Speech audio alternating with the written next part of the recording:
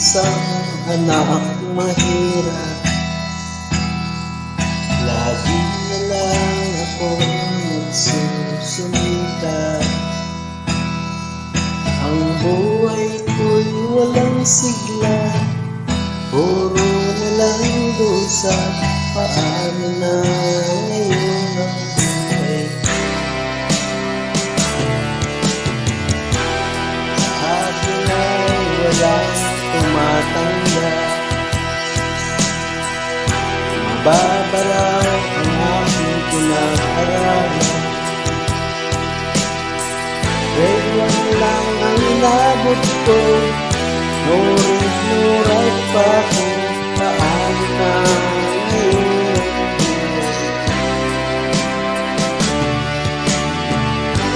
Isang kahit isang tukay,